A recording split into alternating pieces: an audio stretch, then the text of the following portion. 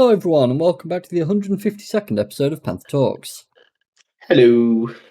This week we have a fair amount to talk about, as per every week. We do like covering many articles and topics within our episodes, so... It certainly seems like we've something to talk about, because I've just caught the last article. Yeah. So, we always makes me worried. We have our first article, which is about Facepunch director Alistair McFarlane, who has apparently decided to leave Facepunch. The next article will be about Crimson Desert and how it's added over 133 new trading posts, overhauled the in-game economy with supply and demand as well. Like, this game is getting on a bit now, and it's still bloody kicking. Hey man, don't complain about it. Oh, I've got no complaints. I need to go back to it now. I've got the Steam controller. I can actually play it. But you can't play it with mouse and keyboard. You can. It's just a bit clunkier. So it was one of those. It was better to play with controller than it was mouse and keyboard. I refuse. Usually I do, but the initial keyboard layout was horrendous. Apparently they've changed it now. So is there no customization or something? There wasn't day one. There is now. Okay, if it's customization, then that's a different story. Yeah. If they don't have customization, that's, for me personally, immediate refund. I wouldn't even buy. Yeah, well, I was happy to because it was quite a cool game. Anyways, the next article will be about Sony continuing on even after being pulled to fucking pieces. After that, Steam Machine reservation queue apparently should be caught up by the end of 2026, Valve says. In that case, that really does state that the Steam Machine was purchased at a decent amount. Yeah. Which is impressive. Do we have like a final sales amount on that? We don't yet, not to my knowledge. Yeah. Gonna need to keep an eye out for that one, aren't we? Most definitely. Linux kernel patch can boost the Steam Deck's 1% low frame rate by as much as 31% in early testing, which really does say a lot about how hardware can only be dealt with to a certain value. The software does impact a lot more than Windows likes to make us believe. Roblox Q2 revenue rises 36% to $1.5 billion. Jesus. That just hurts me on a physical level, but it needs mentioning. I've got something interesting to tell you about Roblox when we get around to it. Okay, I've got some interesting. PlayStation reports flat Q1 sales, says it's cautiously moving forward with halting physical disc production. Xbox revenue plunges $1.7 billion with hardware dropping 29% year on year. And finally, because I saw this article last week, but obviously we didn't record or stream, so I just need to mention this. MindsEye has multiplayer and a grenade football mode now, which the handful of people still playing it will no doubt be thrilled to hear. I saw that article and was like, yes, fantastic. What on earth, dude? But in other news, anyways, we'll jump straight into the articles this week. We'll get straight into it. So I need to know what's going on here. Yeah, as soon as you're I've like seen some keep up with obviously the Facepunch news quite well, but I normally don't care too much. I just see what there is and go from there. But Alex was telling me about it. Okay. So, Facepunch director Alistair McFarlane, who once offered to buy New World from Amazon and faked us out about Rust 2, has left the company. McFarlane says he's lived his dream, but it's time to start tending to other parts of his life. Sounds like he's just retired then. It's because he was working so hard on Facepunch, changing absolute nonsense and adding in worthless things to the game. Oh, extremely. He works harder than I do, obviously. Alistair McFarlane, Chief Operating Officer of and Director of Facepunch Studios, has left the company. McFarlane said in a message posted on X that July 30th was his last day at the studio, bringing to an end his 11-year career that began with a quality analysis role and led to him becoming the executive producer on Rust, and often the public face of the studio. Rust and Facepunch have consumed a huge part of my life. I've loved it, fought for it, Rory. and I know, right? And given it everything There I had. is nudity in the game, so I guess, I sure. know. I don't even know what happened there. I think I'm just jumbling words up as I go at this point. McFarlane wrote, leaving has been one of the hardest decisions I've ever made, but I'm incredibly proud of what we've achieved. I've lived my 10-year-old dream. Rust has one of the best development teams in the industry. For more than a decade, they've delivered monthly updates without fail, constantly improving. I'd like to point out that there are 10-plus-year-old bugs still extremely persistent in the game. Constantly improving, experimenting. I think the entire game's an experiment. And there is a the bug in the game that a body can just suddenly ragdoll so much that it's just being stretched across the entire map. And that has been in the game for 10 years at least. And the body is unlootable, by the way. And it actually slowly gets worse on some of the times. That sounds like one of them bugs that you see usually in like asset flips. Well, there was one time as well, not that long ago, that if this bug did occur, because of whatever the deal was with the character models, you would be on 2 FPS because it's just stretching across the entire game, like from one side of the map to the other and beyond. So it would be getting stretched out that much that it would just annihilate your game. That sounds like a wonderful time. 10 out of 10. Yes, so, constantly improving. Would be a culture fit again. I'm proud of the culture we built and the legacy I leave behind.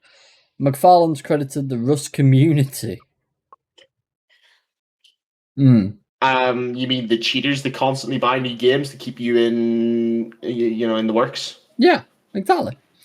Rust's community for the game's enduring success, saying that it's now reaching some of the highest numbers in its 13-year history across multiple platforms. I'm sorry, but there are two types of people who play Rust on like a decent amount. You've got the sweats who just are way too adamant to keep going, Will, and then you got the cheaters. Yeah, we do it because we enjoy ruining people's days, man. I don't know what you're on about. He also said that he doesn't have anything specific planned for his post-Facepunch era. The years I dedicated to Rust inevitably took time away from other parts of my life. Now it's time to give some of that time back into areas I sacrificed. I wonder what. Whatever it is, I have a feeling you might be a bit too late. Okay. Sorry, I just saw this photo. Yeah, I see it. As a relatively high-profile presence on Reddit and social media, McFarlane was well-liked by the Rust community at large. I think in part because of his outspokenness and occasional willingness to engage in antics. In January, for instance, he offered to buy the New World MMO from Amazon for $25 million and didn't seem to be entirely joking. 3 months later, he appeared to suggest that Rust 2 was in development, leaving it to Facepunch boss Gary Newman to eventually shoot down the rumor. The thread announcing his departure on the Play Rust subreddit is going places. I will birth any children you want, bold or not. I'll consult my wife. It's an interesting comment, isn't it? McFarlane said the support he's received across hundreds of replies to his message has been overwhelming, and that he's going to try and reply to everyone. I just wouldn't reply to this one specifically. I mean, you've got to take the names where you can. No. Anyways, we'll move on from that. I didn't give let's much move on to something good. Yeah. So, Crimson Desert. I didn't think we'd be coming back to this game already, to be honest with you. I thought it would be by next year. clearly seen that people have taken a liking to their game, and it is, in fairness, one of those kind of games that's like once you complete it, like you can't really do much more with it, and that's kind of just how games like these work. Yeah. Unless you keep adding and changing things to give people a reason to come back to it. Yeah. I mean, it's at 86% positive out of 59,884 reviews, which is pretty damn solid. Yeah. Oh dear. Here we go. Come on. You can do it, PC. I believe in you. Scroll down the Steam page. Apparently my internet's running a little slower, but that's fine. We all know, as I said when this game originally released, the story struggles. We are all aware of that. But it was the gameplay that made it such a fun game. And you can see as you're scrolling down, most people have over 50 hours as a bare minimum. The rest are touching 100. And it's just damn good to see people who are managing to sink so much time into it. But apparently, the devs decided, well, that's not enough for us. Let's just keep adding to the game. So Crimson Desert... You know what people are like. They always need and want more. Oh, yeah. I'm very much the same. I was looking for a reason to return to this game, to be honest. Well, if I it seems like you may have got one. Crimson Desert here. So even now, 13,000 people are playing it. Oh, damn. Actually, it's kept at a decent amount. It's dropping for sure. Which it's expected. I mean, as does every game that's like a storyline game that has an end. Exactly. Like obviously there's always stuff you can go off and do, but they do eventually end. Yeah. It's guaranteed when it's a single player storyline based game, you're going to have drops. But seeing it just steady decline and evening out. I love the massive spikes every weekend though. Oh yeah, every weekend. If I even go back to like the 1 week system, you can always see Sunday is when everyone's playing. Every Sunday, people get back on and they play their game. And it's just cool to see that. I think that's actually really impressive overall. So I'm genuinely impressed by that. So what they've added this time is 133 new trading posts and overhauled the in-game economy with supply and demand features. This was something I saw within the game, but I never actually experimented with. So I'm planning on making a new save in the game anyways. This seems like a perfect reason. Yep. Start making that moolah. Yeah. What is that quasi-critical darling and pillar of cake? Okay. Even about anyway. The answer becomes less clear by the day, and as now it's something... Very lost. Yeah, I'm very baffled here. Okay, whatever. Trading was already... I feel like there's something in the game or like within the community of the game that you need to know to understand this. Yeah, that's fine. So trading was already in Crimson Desert, but a sizable economy overhaul arrived in the latest patch, which you can read about on Pearl Abyss's website. It adds 133 new trading posts, rebalances types and quantities for all trading posts, and introduces some new mechanics to simulate supply and demand. For instance, when there are too many items sold at a single location, that will affect local prices. And if you trade at remote locations had to reach by wagon, as this note describes them, you'll turn a higher profit. That's on top of the fact that trade profits in general have gone up, and there are 24 new types of high-value goods to move. That sounds pretty in-depth. Time to get a wagon and start hauling items up a mountain? Yeah, pretty much. Honestly, I'm up for that, though. One of the big things I enjoyed about that game was the exploration. If there's one thing that I know about being a loot goblin, it's that more value for your loot equals better loot. Yeah, exactly. The response on social media is a mix of pleasant surprise and raised eyebrows. I'm actually baffled, said a Reddit user. I thought like 3 people actually did wagon trading. Probably because it was a shitty system. Now I'm excited. The update seemingly continues a long thread of Pearl Abyss shrugging off critiques that less is more by insisting, no, more is more. Yes. Yeah, just give us more, we're happy. There is a host of minor fixes as well, certain challenges which were bugged that should be completable now, and there are now improved interaction animations for animals like the platypus and a feathered weasel. Personally, if yeah. there are things that you can't complete because of a bug, they should be prioritized and hot patched with a small update, not left until a big update. No, I get that, to be fair. There's nothing more frustrating, though, when you're going around trying to complete things and you're looking to complete everything, but you can't complete everything because there's one thing that is a small bug that forces you to be unable to complete it. Yeah, this guy's a bit of a moron. And when will we get a story and a proper main character? You might be someone who is focused on the incorrect things. Yeah, because the thing is, they have a story, they have a main character. The problem is, they're just not very good. We expected that's clearly what they're referring to. Yeah. But they don't understand, you can't just change the entire story when the game's already released. Exactly. Crimson Desert latest patch adds 20 new types of small animals and then hands Cliff a shotgun. Okay, I just immediately thought when you beat the squirrel in Baldur's Gate. Yeah, I thought you might have. That's all people are going to be doing, is just finding tiny rabbits and shit, just blasting them away. Pearl Abyss created 5 million amateur bird watchers with one update. Crimson Desert's latest patch has effectively transformed it into bird watching simulator.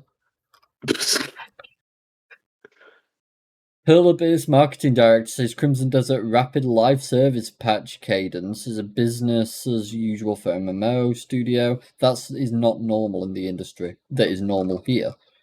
Unless you hoard 100 pets and give you more chainsaw actor. What are these titles? What is going on here, dude? You're gonna have a time and a half with the new save, man. Let me tell you. Aren't I just? So yeah, I need to play more Crimson Desert. That's all I'm really learning this weekend. Pretty much, yeah. Go play Crimson Desert. That's the moral of the story here. Yeah, exactly. Go play Crimson Desert. You'll enjoy yourself. I'll enjoy myself, and I'll come back next week feeling either very happy or very depressed. We'll see how it goes. But don't worry. No matter how depressed I get, I'm never going to be as depressed as Sony right now, who are still killing physical media. Yeah. And as ironically we discussed in the last episode that we did, there was that guy who made cartridges for PC games. Yep. So fuck you, Sony. It's doable. Despite pushback, Sony isn't changing its mind about dropping physical discs in 2028. Sony's decision to end game disc production and go fully digital in 2028 was met with no small amount of backlash. Obviously, we saw even Domino's UK absolutely obliterating them on Twitter. Man, we saw hundreds of random companies taking the mickey out of them. Oh, it was fantastic. Never had a better. It's hilarious. Concerns range from loss of the ability to trade in old games or on new ones to the potentially inability to play games when services go offline, which happens. Sorry, can we get this translated to English, please? Yeah, I don't know where they said on. I'm pretty sure that's supposed to say or. I'm not sure. Yeah. That's across the keyboard, though. Yeah, I've got no idea, man. I don't question these people. There's a reason I'll never write an article, because then I'd have to criticize myself, and I already criticize myself enough. I don't need a reason to do it. Or accounts are which happens, or accounts are lost, not to mention the basic principles of the thing. What do you really own, if your ownership is dependent upon the whims of a distant digital platform? That is the worry, though, isn't it? With what they're wanting to do. It's the same as Steam. We know we purchase licenses. We know we don't own the game. The reason, though, so many PC gamers are trusting of Steam is because unless they are pushed to their absolute limits, you will keep access to the game. And let's be honest as well, Steam would fight for us to get options to continue playing a game if companies want to shut their game down. You know? I reckon they would, and even Yeah, if I would believe they would. yeah, and even if honestly they didn't, we still have a platform like GOG out there that is literally dedicated to this. That's their entire thing. So we have those options. So we're in a better state in some ways and a worse state in others. It's the nature of the beast, unfortunately. There's nothing that we can do about it other than keep arguing and fighting. But when a company like Sony, who has the rights and the options to continue with discs, and it's a completely understandable reason to push for, they have no reason not to. And I think that's where it's a bit weird. And that's the biggest dodgy move that they've made in a long time. Yeah, it's like they're setting up for when they're gonna remove games because they don't want people playing them. Yeah. I mean, It's like, well, we've said you're not allowed to play them, so that means you're not going to play them anymore. Yeah, I mean, we already heard plenty in recent time about how back on PlayStation 3 you could purchase films and music, and they lost the licenses for those recently. And when they lost the licenses, they were pulled from everyone's account on the PlayStation, meaning they lost so much content that they purchased. Didn't they say something as well whenever? Well, there was like some sort of terms and condition they had when a game was removed that you were expected to destroy your copy of a physical copy. Yeah, like it's insane. I purchased the license off you. I will do no such thing. Yeah, just because you don't have the license anymore, that's not my problem. No, but by law, technically, we're in agreement to that, which is irritating. Yeah, you want to come search my house? Get a warrant. I don't think I'll need a warrant. I could just turn up and you'd let me in. I'll throw a pie in your face if you turn up. Yeah, you'd throw a pie in my face. I'd probably eat the said pie, and then you'd still let me in. What do you not like? No. Fuck you. Despite that pushback, Sony isn't changing its mind. During the company's latest earnings call, CFO Lin Tao said she knows that people have strong views on the topic, but so does Sony, and its view is that it's going to happen. I'm sorry. Have we seen what happens whenever like people try to fight against the majority of their followers? I guess those followers become non-followers very quickly. So if they want to keep going with it, that's all right. Yeah, power to them. There are various reasons we made this decision, Tao said in response to an analyst's question about the driving factors behind this change. The biggest being that the digitalization of content overall has been progressing. That's the biggest factor.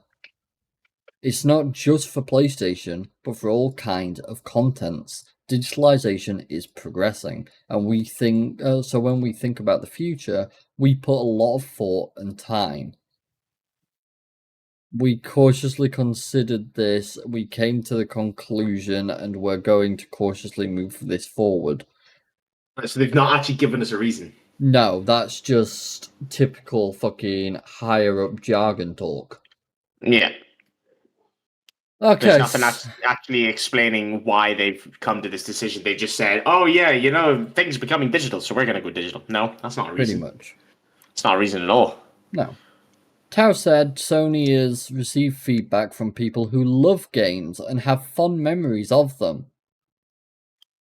We understand those emotions. We want to consider that, and in the future digital ecosystem, how do we engage the gamers is something we would like to continue to explore. What? What was it you said? Higher up gargle? Fucking jargon? Babble? Jargon, that's the word. Yeah, I think that's still what we're getting here. It very much feels that way. It's just all fucking executives who just spit jargon out and think it makes sense when put together with other jargon. We don't feel like the disc itself is a strong factor for differentiation. Going forward, we can coexist peacefully with PC games. Oh, this was why. The call for a more interesting turn near the end, though, when an analyst asked if ditching physical disc support risks making future PlayStation consoles more like those all-digital PCs. A point PC Gamer editor Wes Fenlon made shortly after the announcement, and how Sony plans to go about differentiating them. So, our strength is that the curated contents. That's one of our strengths. The game environment being stable, that's another strength. Compared to the high-end gaming PC, our product is more affordable. See, that's where the issue is. You don't need a high-end gaming PC. If you have no interest in those quadruple A video games and you just want to find some chill games, perfect example being Stardew Valley, the easiest example to ever give. Oh yeah. You know, you don't need much of anything to run games like those. And there are so many games that are similar concept or just similar requirements to run, like Stardew Valley. Yeah. You know, you don't need to be going out and spending thousands on a PC. You can get something that's at least half the price of a console nowadays, which, again, just got raised in price. No, exactly. And you can play plenty of games. You don't have those options on console. You're forced to play the garbage that they release that they then also tell you, oh yeah, by the way, disclaimer, we'll take this off you whenever we deem necessary, with no word and no refund, and expect you to be all right with it. And then this whole thing at digital as well, it's like, you're comparing it to PC, but here's the difference with PC. We have reliable systems behind protecting us, or we have alternative options if something like that happens. For example, if a game was to, like we were just saying, if a game was to be removed, or the company's saying they're going to take it down because they no longer want to keep it up for whatever reason, there's a good chance that Steam will fight for us because Steam is goated, and there's a good chance they'll get community servers.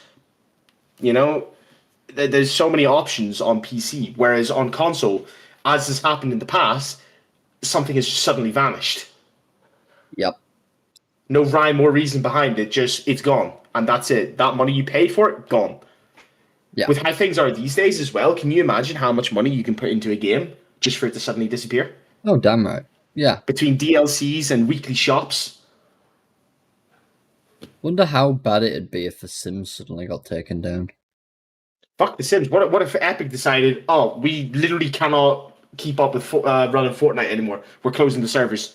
Do you know how many, probably tens of thousands of people, if not more, that have their accounts probably worth tens of thousands? Yeah, that'd be horrendous. Could you imagine? Oh, mate, they would be fucking outrage. Just complete outrage. But there's another thing that they need to figure out, because they say here, we don't feel that disc itself is a strong enough factor for differentiation. Going forward, we can coexist peacefully with PC games. Basically meaning they don't believe that's a good enough reason by itself to swap to PC. May I just add, PC isn't just about gaming. Some nights I do not want to game. I have 3 monitors, I can do what I wish, I usually have something on. I know Will's very much the same. We'll have videos on the other monitor, stuff like that, so that we can chill while we're playing. It's not much of an issue. But the other thing is, I don't just need to game on this. I can do anything on this. If I need to do something work-related, I can do it. I do all the editing for the podcast on this machine. I stream off this machine. I have direct connection to a server that is literally just running another operating system that used to be my old gaming PC before I upgraded. That's a very good point. How redundant does the old console become whenever you get a new one?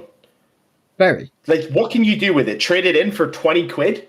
Because trading in is absolute garbage. Something you paid, let's say you get a new console now that has just been rose to what, $800? Yeah. And then the PS6 comes out and you go to trade it in and you get offered like $50 to $100.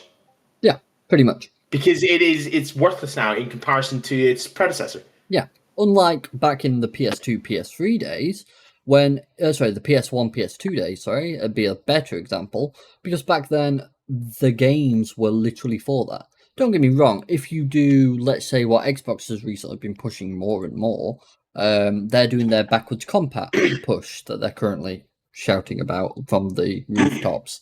If you do that, then your newer console is still going to be able to play the older one, which makes the older ones kind of less valuable to us. Yeah, but even more so than to begin with. Exactly. But the PlayStation 1, the PlayStation 2, we can still load them up. A bit awkward to do nowadays because you'd need the correct hardware to be able to plug them into a modern TV. However, it's still doable. Yeah.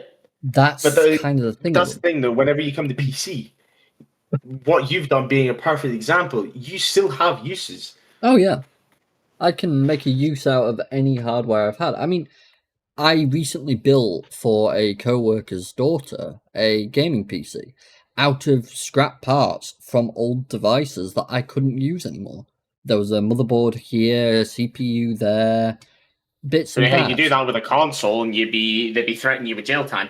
Oh, damn right. But that PC, by the end of it, cost me a total of £200. That was all that I had to, my co-worker had to pay me.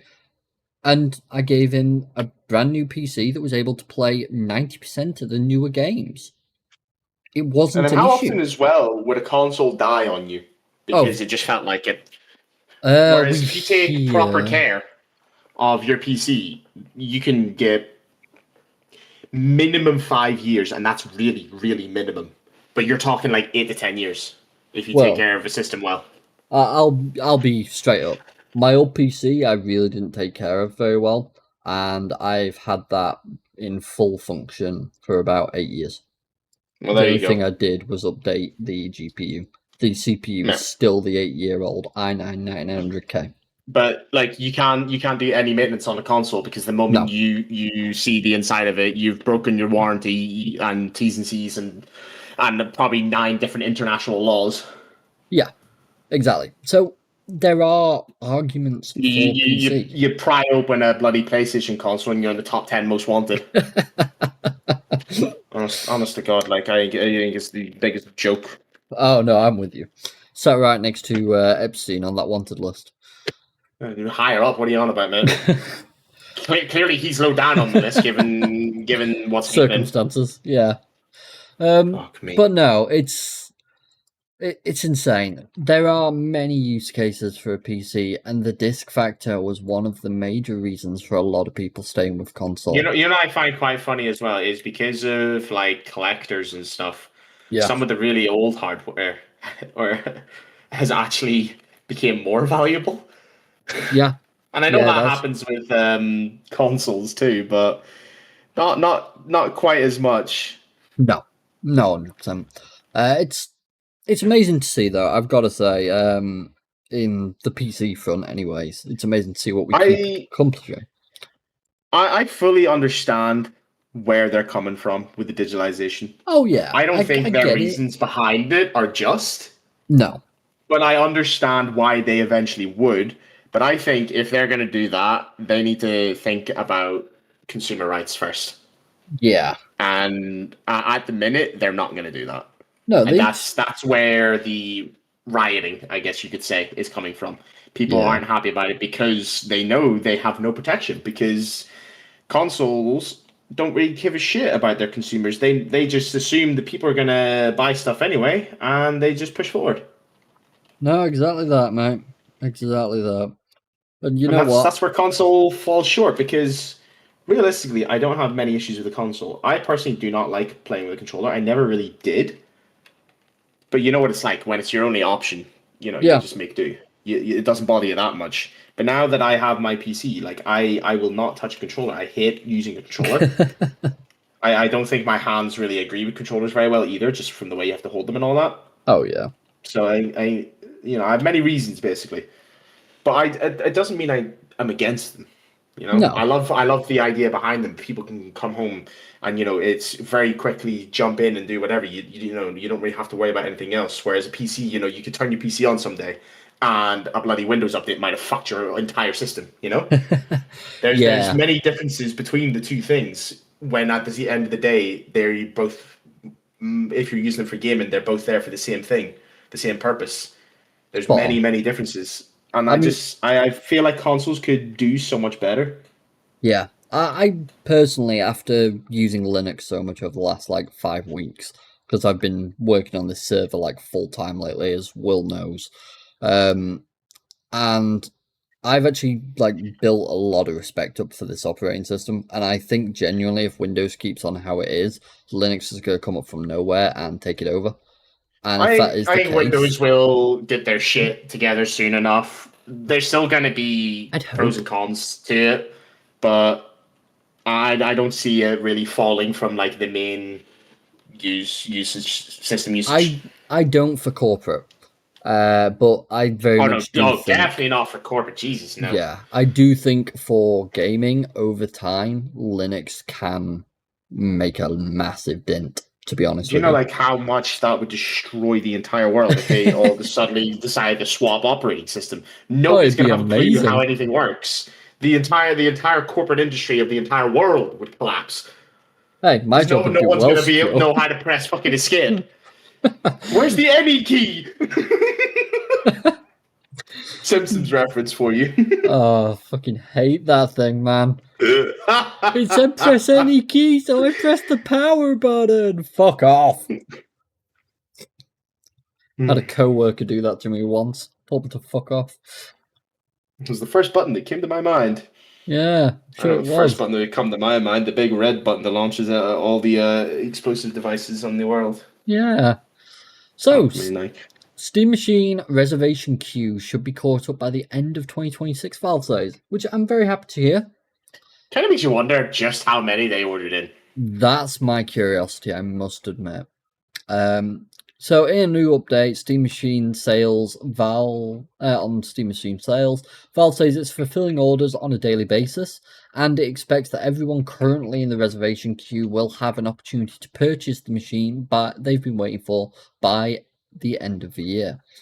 Announced in June, Valve's system for determining who gets first crack at a Steam Machine was essentially a lottery. Sign-ups were taken until June 25th, after which all entries were randomized into a reservation order. Those near the top of the list were added to the reservation queue and would have a Steam Machine reserved for them, while everyone else was put into a wait list, where they'd linger until more stock became available. I can imagine that there was probably maybe some really high-end streamers or whatever that maybe got, bumped up the queue a bit, which you can understand. Possibly, because at the end of the day, if there's people that are going to watch it to get the news out more, you don't want to keep them waiting. You want the information about your device to be out there. Yes, but I other than that, the fact that I can actually believe that they would have done it fully random otherwise. Yeah. Is what makes Valve a different company. Yeah. Is things that they tell you, you can actually believe. Yeah, 100% you can. You're not sitting there and as great as that sounds on paper, what's the ulterior motive here? Because there's always one. So, how many chief operating officers within this company have committed so many crimes? Why are they trying to hide it? Let's be honest. In the world we live in, Rory, being the world of games and stuff, the question is normally, so what kind of a bonus did the CEO get for sitting on his arse not having a clue what the company's about? Yeah. With each reservation queue and corresponding waitlist being per product, per region, they can move at different speeds based on demand. Valve explained in the latest update, this means for some products in some regions, we've reached the end of the reservation queue and have started inviting folks from the waitlist. Valve has also That's a pretty cool way of doing it. Yeah. Valve has also noted that this does not mean anyone on the waitlist will leapfrog. People who already have a reservation We're only dipping into waitlists if and when we reach the end of the reservations queue for the product and region. Being moved into the reservation queue is actually the penultimate step in the process. Once you receive the email notifying you of your ascended status, you've got 3 days to pull the trigger and actually buy the thing, or your reservation will go to someone else. So it's not necessary for that everyone will have it's not necessarily that everyone will have their Steam Deck by the end of 2026, just the emails enabling purchases should be sent out by then. Which that's exactly what happened with me for the Steam machine. Oh. Yeah. They fucked up. Yeah. They fucked up. Ignore the Steam Deck could say in there. If you have... Caught me off a bit there. I was a bit confused. Yeah, same. If you have a reservation, you can expect an email offering you a chance to purchase it by the end of the year. If you have a spot on one of the wait lists, there is a chance that you could be moved to reservations, depending on which product you're on the list for. In those instances, we will email you about your new reservation status first, with a purchase email to follow up once your spot is in the queue comes up.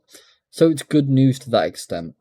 It's, to be honest, it's just good to see that the queues are finally coming down a bit. Either way, we're in August now. Yeah.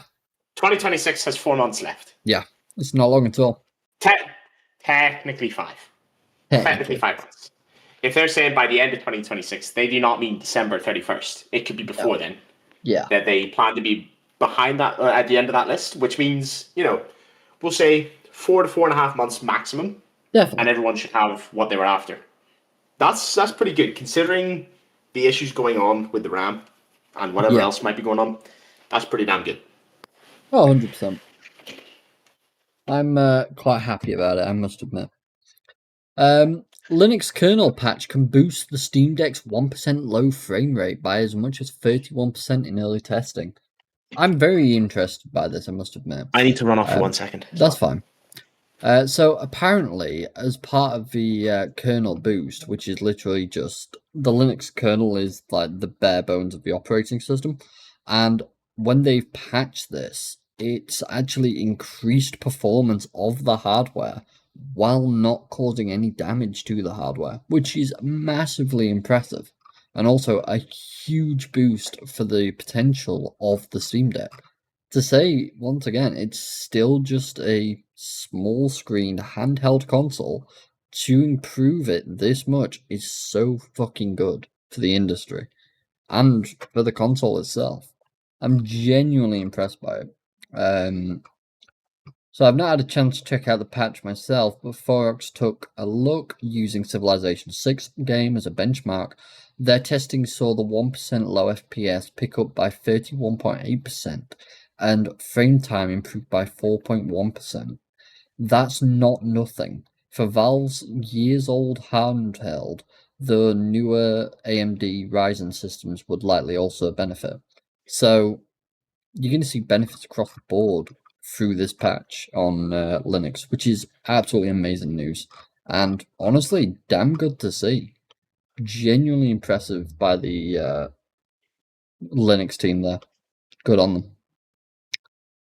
Now, this next article, I genuinely interesting stuff. Yeah, I genuinely don't know how to feel regarding this one. Roblox Q2 revenue rises 36% to $1.5 billion. This is despite an 8% increase in net bookings. Firm describes gain as a shortfall due to reduced per hour monetization among younger or users. So, we actually have a breakdown of the users. This is why I like this GameIndustry.biz site. It gives me a proper breakdown of things, and I really like it. Also, it's dark mode by default. Huzzah. Logic. Nice. So, here's what you need to know. The numbers. For the first 3 months ended June 30th, 2026. Revenue, $1.5 billion, up 36% year on year. Bookings, $1.6 billion, up 8% year on year. Net losses, $185 million.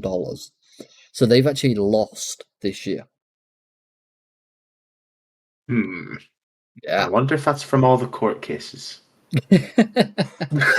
It's definitely a possibility. The thing is, by next year, theoretically, by the next quarter, technically, their revenue should be easily above their bookings. Yeah. That's just showing. So highlights: despite higher bookings, Roblox said it experienced a shortfall driven by reduced per-hour monetization among users in the US and Canada. The firm attributed this greater than expected shift of engagement from high monetizing 2025 vintage viral games to both new and evergreen games with lower hourly monetization. Roblox modified its recommended for you algorithm to prioritize impressions for highly retentive games at the expense of near-term monetization. This adjustment had a larger than anticipated short-term effect on younger users. It's a bit insane because in most countries you can't even check this against younger users because you're not allowed to collect that information. It's like against the law in some countries. Average daily the world makes sense, doesn't it? Doesn't it just? Average daily active users rose 10% year over year to 123 million, with notable growth in Japan 67% and India 64%. The fact that 123 million people use Roblox each day is fucking ludicrous and disgusting. Can't say what I was going to say on stream. That's fine. DAUs and hours among users over 18 increased by 32% and 27% year over year, respectively.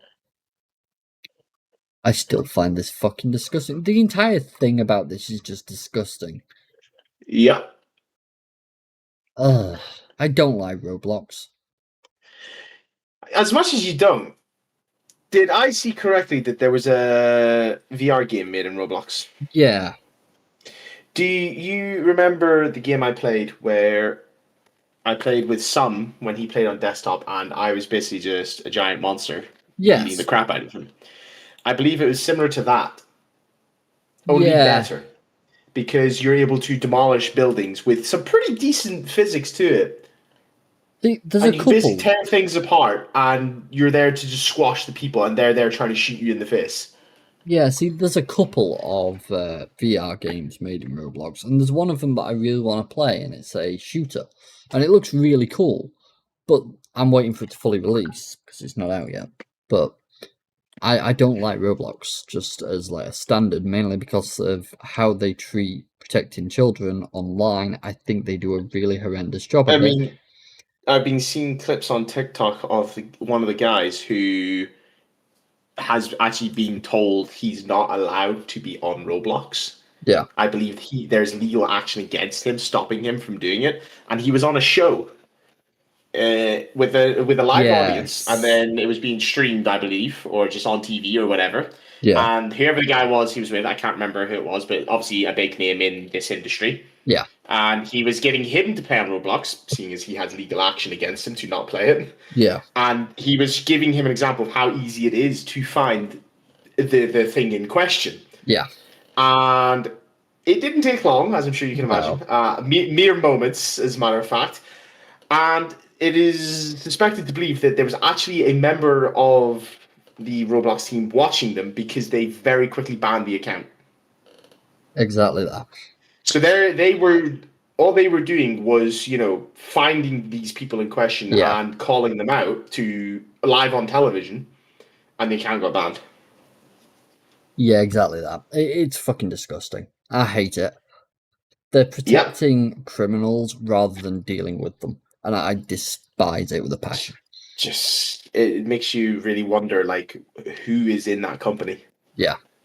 So now Sony... I've just kind of pieced it together, and we know exactly who's in that company. Yeah. They're doing it themselves, clearly. Wouldn't shock. PlayStation reports flat Q1 sales. Says it's cautiously moving forward with halting discs. We know this. So the numbers For the 3 months ending June 30th, 2026, sales income 2.3 trillion yen. I really can't speak today. $17.6 billion, up 8% year on year. Fuck off. Operating income 476.4 billion yen, $2.9 billion, up 40% year on year.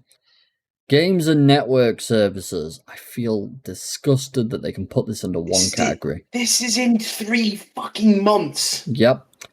931 billion yen, or $5.8 billion, up 0.6% year on year. And operating income 202 billion yen, $1.2 billion, up 37% year on year. Operating income, if I'm right, that will be the fucking network services. And if that's the case, that's fucking disgusting. Yeah, disgusting. Well, that's hilarious. Earth? I just... That makes no sense. Yeah, I can't fucking stand it, mate. It's absolutely horrendous. And image credit, Microslop. yeah, I've still got that extension installed. What was it? Microsoft to Microslop. That's all it's called. Great extension. Highly recommended. Such an easy bit of code to make it as well. Oh yeah, it's so fucking simple, but it's just always there. And it was horrendous because I forgot. Make Microsoft. Yeah. And genuinely, I forgot that I used Edge as one of the things I pulled data from for when I installed Brave as my default browser. And Brave does the self-same thing. I realised it one day because I don't really search for Microsoft. And he just pulled up. I'm like, why the fuck's that saying Microsoft? Oh. So Xbox revenue plunges $1.7 billion with hardware dropping 29% year on year. Once again, we heard already about Xbox being down bad. Yeah. So the numbers. And we're expected to see things improve, but we know it's not good. Yeah. We're hoping to see things improve, but the big thing about it is we know it's going to take a while for things to really pull through from her changes. Yeah. Was it last episode we talked about the layoffs? Yes.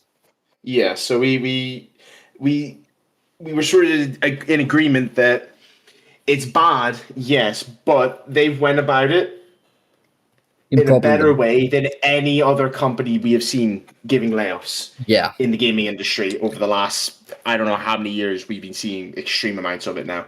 At least since we started, pretty much, if I recall. Pretty much, yeah. Yeah. I still can't believe it. We'd not heard about any layoffs for months, or us just having random chats. We start the podcast, and literally 2 months in, it's just not stopped either, and it's not like small amounts either. We're seeing like massive percentages of companies. Oh yeah, and while we're disappointed that it's had to happen, because that's never going to change, but we're happy about the way they went about it. That's all you can ask for, just honesty, transparency. So fair play in that regard. So I'm just going to read through the numbers here. Once again, love this site for this. Great system. Microsoft has published its latest financial results with Xbox revenue down 7% for the full year and 10% for the full quarter.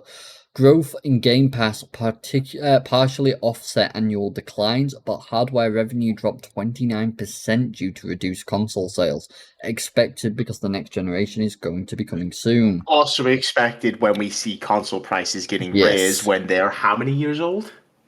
Oh, 5-6 years? Yeah. I still cannot get across the table just how furious I am that I'm with you. That's what they've done. So the numbers for the 3 months ending in June 30th, 2026, as has the others been, revenue $90 billion, up 18% year on year. Net income $35.8 billion, up 31% year on year.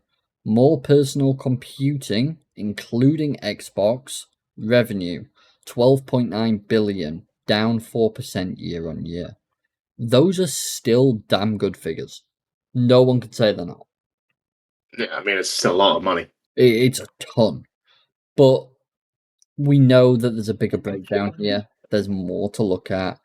And it's unfortunate, but it's what it is. Apparently, yesterday, Double Fine announced it has had to cut 23 roles following its complete separation from Xbox. It was expected. I mean, that's also to be expected, yeah. Yeah, it's sad, but it's the way it's gone, unfortunately. There's not much of a choice. If a certain Spencer hadn't have kept throwing money at shit that wasn't working and would have pivoted earlier, maybe some of these things could have been throwing money at things that got changed back very quickly. Yeah. Yeah. They may as well have just highlighted all, hit delete. It would have been a logical decision. So, last article. Dear God, I can't believe we're talking about this game again. About? So, if you remember, MindsEye had its shitty little story. However, it also had... Straight out of the window with fucking fire, huh? Yeah, there's no politeness left in me for this game. I put more than enough time into playing this. You watched me play some of this, and we both sat and questioned it. I didn't watch you play much of anything. I'm pretty sure 90% was cutscenes. Yeah, exactly. So, it was basically supposed to be lots of mini-games sort of thing. And apparently, they've added a multiplayer and a grenade football mode, which I'm sure... supposed to be like a rip-off Rocket League or something? Basically, yes. So, I've got to ask the question, though. How's it doing?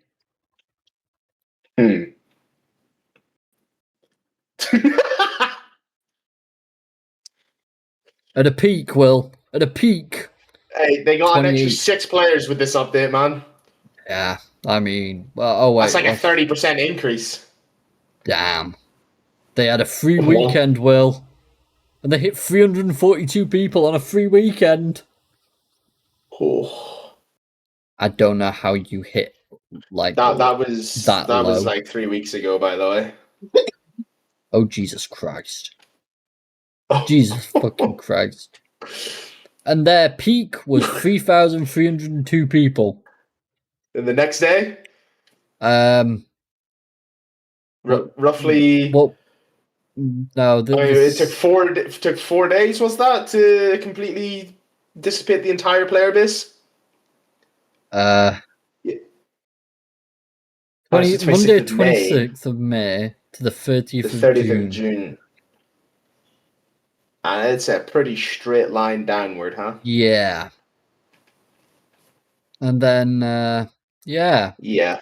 There's not much to be said. Yeah, it's dead. Say what you wish, it's dead. It was dead from the get-go. That's just... ouch. So yeah, they're trying, bless them. They're very, very trying. Not sure where they're getting the money from. I have no idea. And I'm looking at one of the paragraphs. Instead, grenade football is basically Rocket League without the cars. There you go. Despite a poor reception, weak sales, and losing publisher IO Interactive, developer Build a Rocket Boy hasn't given up on its open world shooter. I couldn't call it that if I tried. What's that phrase, beating a dead horse with a stick? Yeah, except in this instance it feels like they're attempting to beat the stick with a horse. A dead stick with a live horse, or dead horse on a stick? I'm confused. What way are we going with this? Beat a stick with a dead horse. That's nice. Yeah. Just Hulk it. Is it a bit like Loki. Is it decomposed a little bit, or they're just like limbs flying off with each hit? Or... Oh yeah, gotta be. It's no fun otherwise. It's gone too far away. Yeah, I know, right? Which might be commendable. You're bringing us back round to beating a dead horse with a stick. Yeah. Were it not for it being... Were it not for the multiple rounds of layoffs, the wild conspiracy theories emanating from its executives, and allegations from former workers that spy tech was covertly installed on their machines.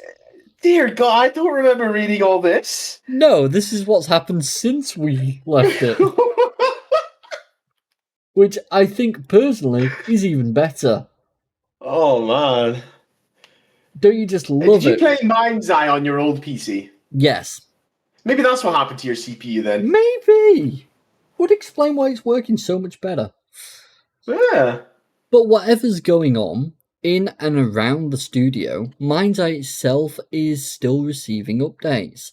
And the most recent update adds quite a lot of stuff. Though whether it's stuff everybody wants is another matter. Described as one of its biggest updates yet by Barb in a Steam post, Update 8 brings a major new component to MindsEye: multiplayer. Specifically, it adds a team-based mode called Grenade Football, in which players apparently swap their boots for launchers and bring the firepower to the pitch.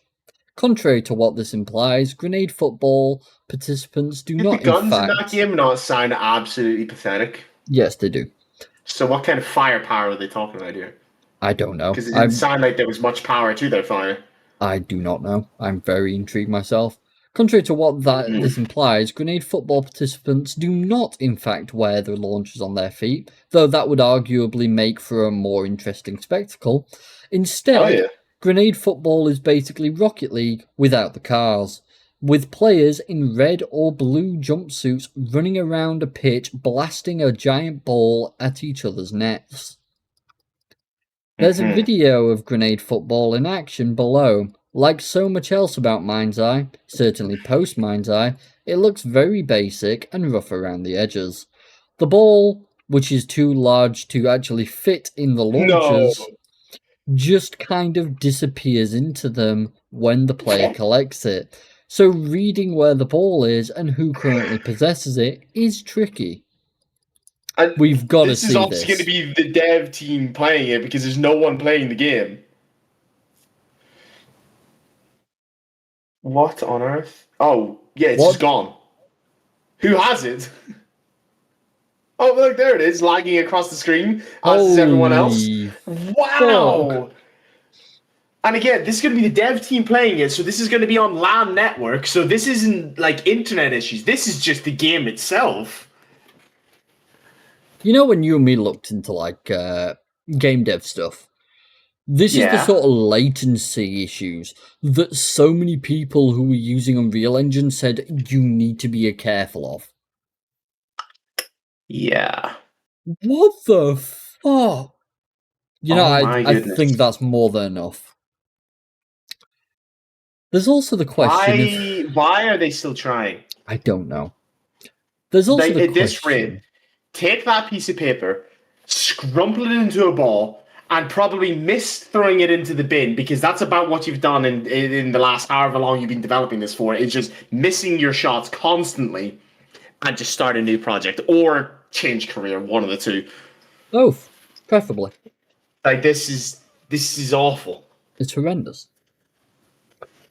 There's also the question of who you're going to play Grenade Football with. At the time of writing, MindsEye had attracted a peak of 36 concurrent players in the previous 24 hours, which I suppose is enough to get a game or two of Grenade Football going. But if you're interested in checking it out, I'd recommend doing so promptly.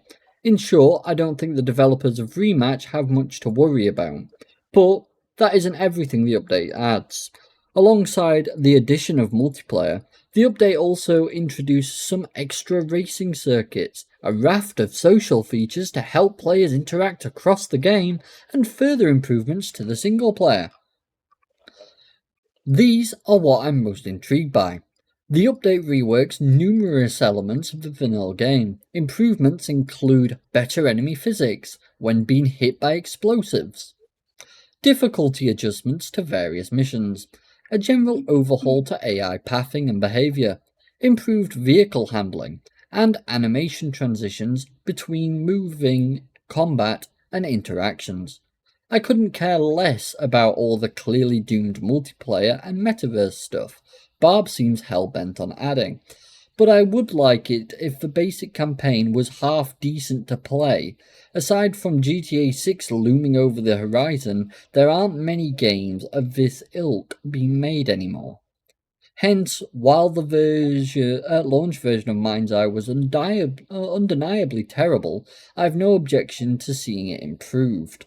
There are some questions over how Barb is attempting to improve MindsEye. However, earlier this month, former MindsEye developers protested at a fan event being held at the studio in the wake of yet more layoffs and the secret surveillance scandal, as the Independent Workers of Great Britain Union claimed that Barb was handing over work, both paid and unpaid, from the Barb workforce to the Barb fan base during a game sector job. I want to cry, die, and everything else. How in the hell did they get the conclusion that what this game needs? I'm genuinely interested in the thought process. You know what? Can we attack you a medal? Because that's what I want to fucking know too. Yeah. Our game has crashed and burned. Everyone hates it. It looks awful. It plays terribly. Let's rip off Rocket League. Yeah. Being shown a video of their mode and it's just people skipping all over the place, no idea what's going on. Looks like absolute dog water. It always fascinates me when games that have failed so abysmally continue to update. Don't get me wrong, it doesn't negatively affect me. I just wonder why they don't just cut their losses. It's not like this thing has any hope of a No Man's Sky-like resurgence. If it drops I fully respect redeeming yourself. We've seen games do it. Cyberpunk being my favourite example, but Cyberpunk had something to begin with. It wasn't great, but they had something to begin with. I'm not really sure what MindsEye has there to begin with. £15.74 price tag. $31.49 by default, which is disgusting. Well, don't you want the deluxe edition? Well, with the exotic Jacob Vest skin. Mm-hmm. Wow. How exotic. I don't... If they have this much effort to put into something, I genuinely think they should start something new. It would probably be easier than trying to redeem yourself from this. I think a new title, a new game, something more suited to what they might be able to accomplish, because clearly what they've went for here is not it, if this is what they've come off with.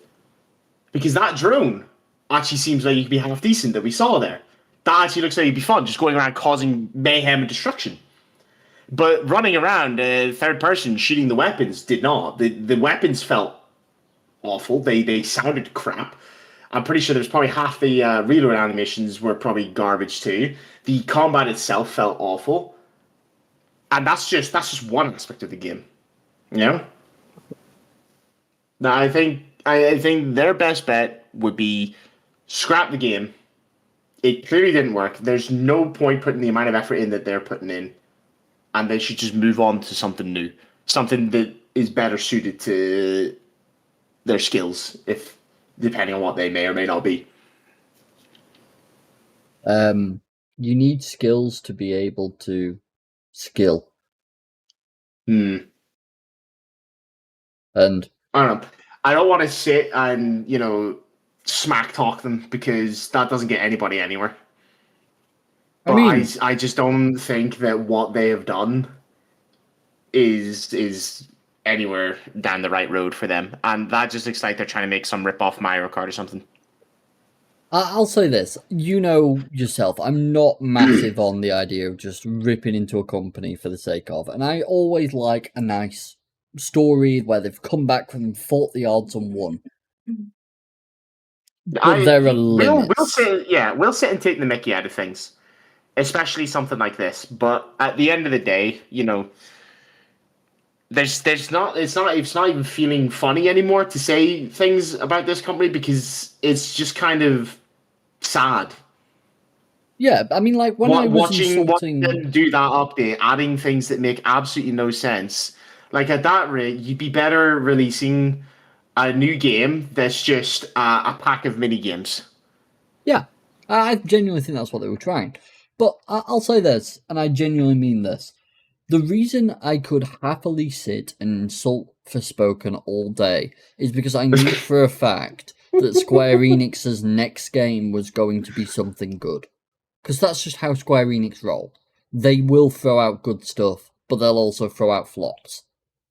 Of course they'll throw out good stuff. They made my favorite game ever. Did they?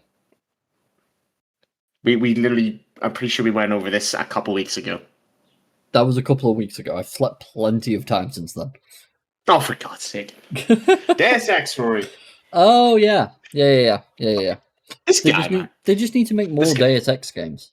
Don't they just? But, I mean, well, no, the last one wasn't fantastic. I still can't really bring myself to play it. It's got this just weird look around it that just makes it so hard to play. It doesn't play anywhere like the first one did. It's just not the same. I wonder, to be honest with you. I've got to check it. How, after all these years, are we back here? And yet it's still hitting about the same average player count as MindsEye. Jesus. That's from 2023. Oh my God. But you know what, right? Going back to what we've been over today, if this was on console, you would have lost your license to this game. And the fact that that is not a joke angers me greatly. The entire thing angers me. But honestly, like the team behind Forspoken, fuck you, Roy. the team behind MindsEye clearly still have a want to develop, and they're clearly still putting effort in. It's terrible, but effort is effort, and they, if you're raising a kid, you'd I've taken praise more them effort and to take give them joy for the effort they're putting in, so they don't lose motivation for life. But guys, that is not where it's at. I really think they just need to scrap it, unless there's something that we don't know here, and they are gonna make some massive comeback, which not gonna happen. Quote me on it if it does. I will eat a piece of paper. But I don't see the vision that they see. I don't see how they can come back from that. There's not enough there to begin with. Brother, there is no vision. There's one man's delusions that unfortunately people are getting paid to do. And they're getting paid to do it, so whatever, I guess. Yeah, they're basically regretting it and looking for another job in the meantime. Yeah. There's a reason he's having to get fans with No Man's Sky and Cyberpunk, seeing as their sort of references that have been used. Yeah. They had companies behind them. They had money from other games to burn. What have these guys done before? Is there some billionaire backing them? Otherwise, there's not really anything logical happening here. Some random man called Dave just lent them some money, Always Dave, man. I swear to God, that guy. He gets around. Damn guy. Doesn't he just? He does. Honestly. Man needs to quit. I think there's something better they could be working on. Something that might have potential. Because right now what we're watching happen is, as I said, just sad. First step, get rid of the guy who's running it. Get rid of him. He doesn't know what he's doing. Replace him. I think so much more could happen. And so much more could come from it. But get rid of him. Ditch that game. Work on something new. I'm sure the developers have got some ideas that could fucking revolutionize the game. So leave it to them. But yeah, that's all I've got to say on that. I can't believe it's come back after 3 years of silence. Yeah, I think we're done here. This has just turned into a bit of depression. I'm just sad. I'm gonna go cry in a corner in a minute. Cry in a corner, and then later when he gets back, he'll play Rust, and then he'll be even sadder. Poor guy. Gee, thanks. I was already sad. I didn't need to. I didn't need real life depression to follow in. Jesus. Oh dear. But yeah, anyways. I think that's this week over and done with. That's everything I wanted to discuss, unless there's anything you'd like to bring up, sir. No, he's just done. Okay. So I was checking my corner to make sure it was suitable for me to sit in. That's fine. Right. Well, thank you all very much for watching. If you have enjoyed, feel free to like, follow, subscribe, comment, and all that good stuff. And join the Discord, which is in the description. Join the Discord and just yell at Rory, please. Yeah, please. He makes me so depressed. Yeah, I do. I drag him into this each week. I pull him kicking and screaming. And he just deals with whatever shit I just randomly pick up each week. Sounds like a pretty good descriptor. I got nothing. I have nothing to say. He's just a poor, sad Irishman. Someone help him. I'm just gone. That's it. Well, thank you all very much for watching, and we will see you all next time.